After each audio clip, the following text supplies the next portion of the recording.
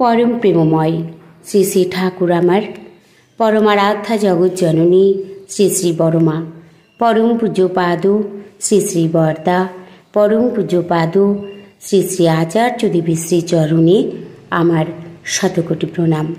আমি শ্যামলী দেবনাথ, শ্যামার পরিবার চ্যানেলের সকল ভাই ও বোনেদের জানাই জয়গুরু ও ভালোবাসা।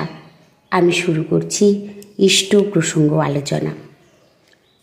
আমরা সবাই পরম পিতার সন্তান।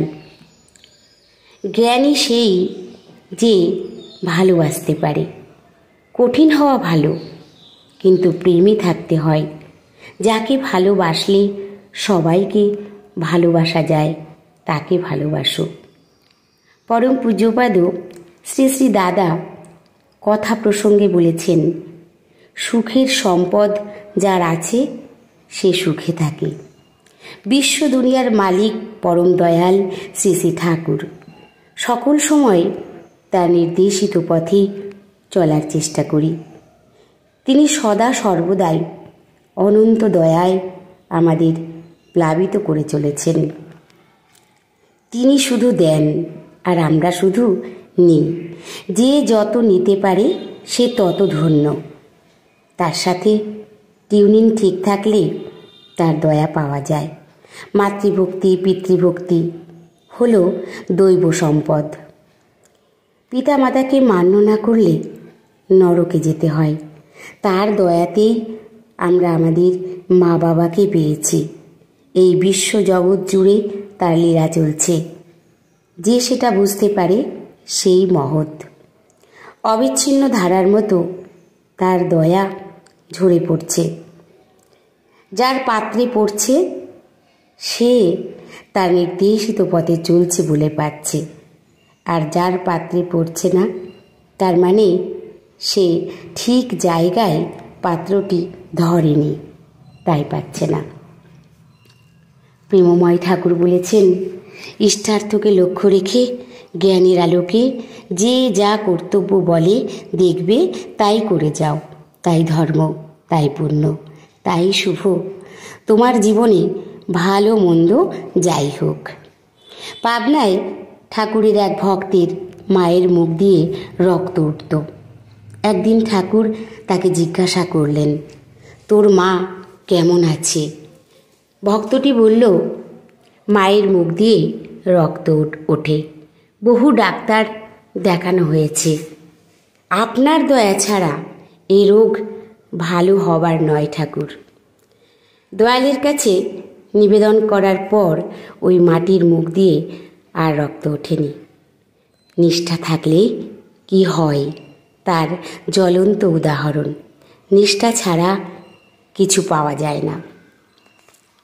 ঠাকুরকে একজন বলেছিলেন, ঠাকুর, রাম এসেছিলেন রাবণকে মারতে, কৃষ্ণ এসেছিলেন কংসকে মারতে, আপনি কাকে মারতে এসেছেন? ঠাকুর উত্তরে বলেছেন, আমি কাউকে মারতে আসিনি, আমি এসেছি সংশোধনের চেষ্টা করতে। পরম দয়াল শ্রী শ্রী ঠাকুর বলেছেন, অপনোদন না করে কারো দোষের জন্য তাকে নিন্দা বা অবজ্ঞা করলে নিজেই ঠকবে। দোষের জন্য কাউকে ঘৃণা করে, অবজ্ঞা করে, নিন্দা করে বা তার প্রতি দুর্ব্যবহার করে ও বিরক্তি পোষণ করে কিংবা দোষের প্রশ্রয় দিয়ে ওই অবগুণের অযথা ইন্ধন হতে যেও না। বরং তার পরিশুদ্ধি প্রয়াসী ও সত্তাপোষণী হয়ে নিজেকে কৃতার্থ করে তুলো। বেকুবের মতো অন্যের প্রতি দোষ দৃষ্টিতে দুষ্ট হয়ে নিজেকে ঠকাতে যেও না। তাই বলে, অসৎকে নিরোধ করতে নিরস্ত থেকো না। বৃদ্ধ ব্যবহারে স্মরণ রেখো তোমার প্রবৃত্তি সঞ্জাত অনুপ্রেরণা। মানুষের প্রতি যেমন ব্যবহার করবে তাদের হতে পাবেও তাই। শুধু কুৎসিত সমালোচনা না করে অন্যের শুভ খুঁজে বের করো। যারা দায়িত্বশীল লাগোয়া হয়ে কোনো কিছুর সমাধান করতে পারে না, অথচ অন্যের কুৎসিত সমালোচনা করে, ওই সমালোচনাই তাদের নিজেদের চরিত্র সম্বন্ধে আলোচনা করে থাকে বাস্তব ব্যবহারে। তাই পারো তো কার কতটুকু শুভ স্ফুরণী আকুতি ও কর্ম আছে খুঁজে পেতে বের করো, আর তাই দিয়েই তাকে আপ্যায়িত করো। নয়তো খুঁচিয়ে খুঁচিয়ে যদি বিষিয়ে তোলো, পরিবেশও তোমাকে বিষাক্ত করে তুলবে, অপদস্থ করবে। আমাদের মানব জীবন সর্বশ্রেষ্ঠ জীবন। তাকে সুন্দর করে গড়ে তুলতে হলে একজন আদর্শ পুরুষকে অনুসরণ করা দরকার। শ্রী শ্রী ঠাকুর বলেছেন, বাঁচা বাড়ার মর্ম যা, ঠিকই যেন ধর্মতা। তাই যতদিন আমরা বাঁচব ততদিন আমাদের বাঁচার সাধনা অব্যাহত গতিতে এগিয়ে চলবে। শ্রী শ্রী ঠাকুর তার বাণীর আলোকে আমরা অনুভব করেছি, গুরু সেবা ছাড়া আমাদের দুঃখ দুর্দশা দূর করবার আর কোনো উপায় নেই। তাই আসুন আমরা সকলেই তার নির্দেশিত পথে চলার চেষ্টা করি। সকল সময় আমরা পরম পিতার সন্তান, তাই তিনি সবাইকে ভালোবাসেন, তিনি সবাইকে আগলে রাখেন। আমরাও চেষ্টা করব সকল সময় তাকে ঘরের বাড়ির একজন ভাবার, কারণ তিনি আমাদের জীবনের মালিক। তাই তাকে মাথায় করে নিয়ে চললে, তার নির্দেশিত পথে চললে, যজন যাজন ইষ্টভীতি ঠিকঠাকভাবে যদি আমরা করার চেষ্টা করি, আমরা অবশ্যই ভালো থাকব। ঠাকুর বলেছেন, না করে যে পেতে চায় দুঃখ তার পিছে ধায়। আমরা যদি কিছু না করি তাহলে আমরা পাবো কেমন করে? তিনি তো আমাদের দেওয়ার জন্য, উজাড় করে দেওয়ার জন্য বসে আছেন। আমাদের নিতে জানতে হবে। আমরা যদি সেটা নিতে না জানি তাহলে আর কি করে হবে?